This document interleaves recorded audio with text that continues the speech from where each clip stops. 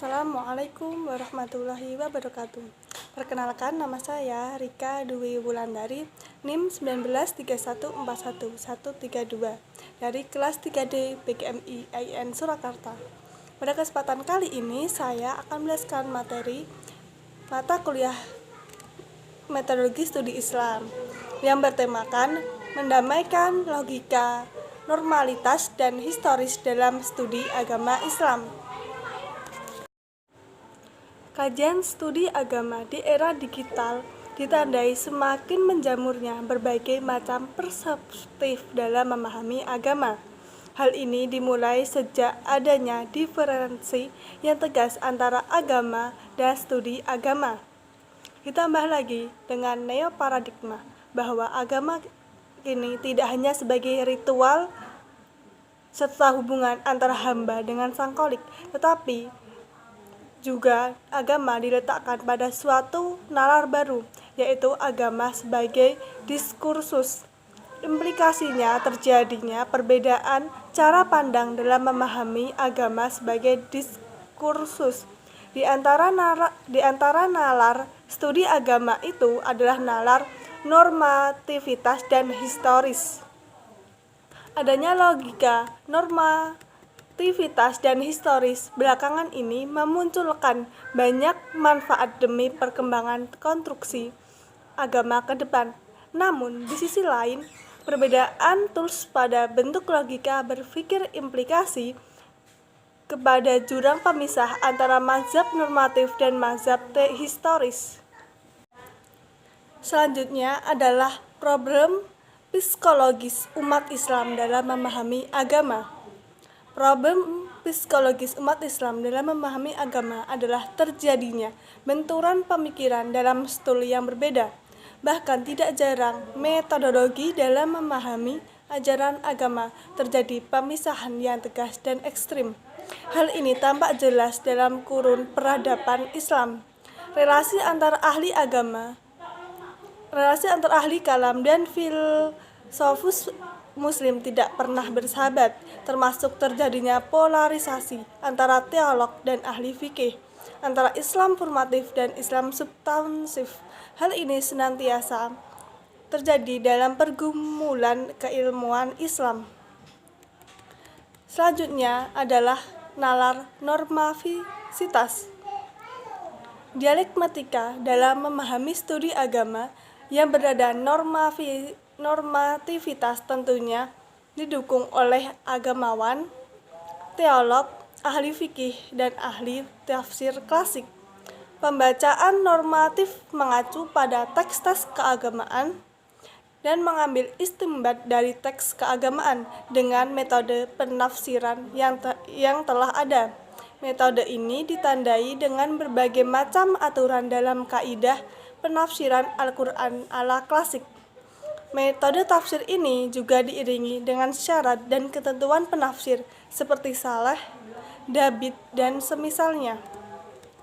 Dalam bahasa lain, penafsiran ini mengartikulasikan dengan metode bayani. Metode bayani yaitu mengartikulasikan makna dengan melihat teks dan istimbat, baru kemudian melihat fakta yang harus dihukumi sesuai teks. Logika ini dinamakan juga logika formalisasi Islam, yaitu fokus pada teks. Implikasinya, pola ekstrim logika normativitas hanya berputar pada tren halal haram, boleh tidak boleh, pahala, dosa, surga, dan neraka. Logika normativitas ekstrim mengartikulasikan teks dan berusaha menghukumi realitas dalam standarisasi teks. Namun, dalam perjalanan tafsiran tekstual memiliki dimensi yang beragam.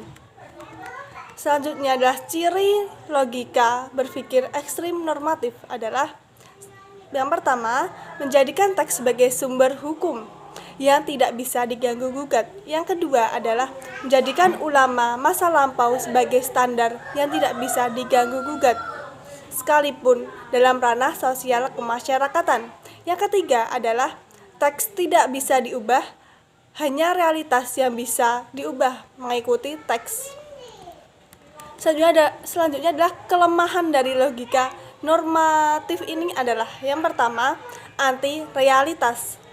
Berpikir linear hanya kepada satu perspektif.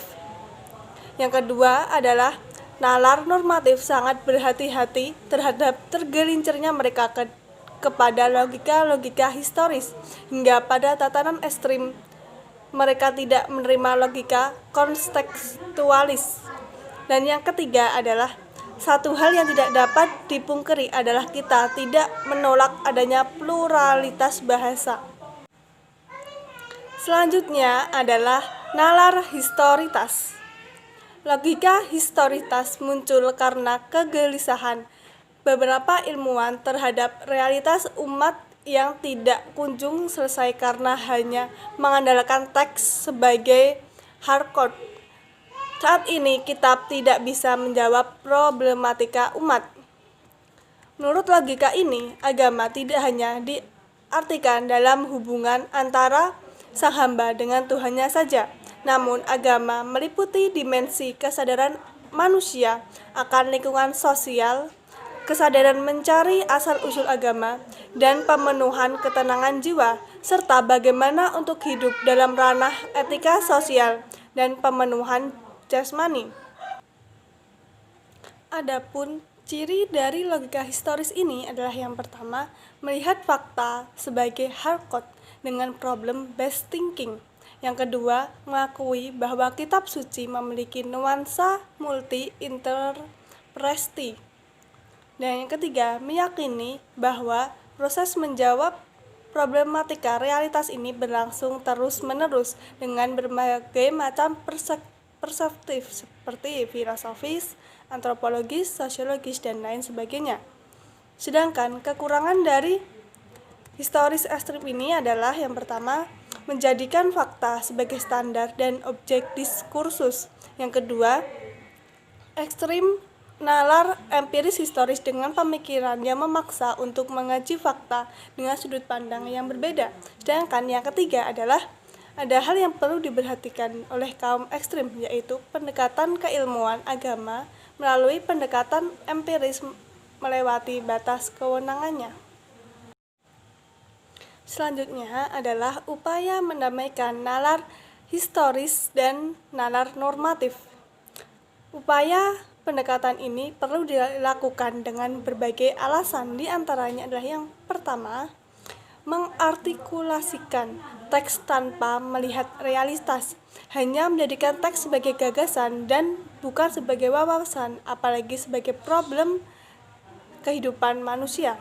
Yang kedua, menjadikan dialogis antara normativitas dan historitas menghasilkan satu kesatuan yang valid untuk mendialogkan antara teks dan realitas.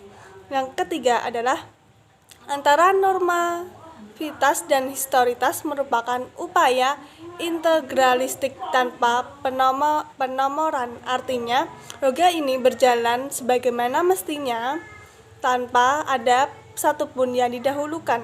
Yang keempat adalah selain upaya tersebut, terdapat batasan-batasan yang jelas di mana logika berpikir normativitas ditempatkan dan di mana logika berpikir historitas ditempatkan. Jadi sama-sama berjalan sesuai dengan kaidah yang berlaku.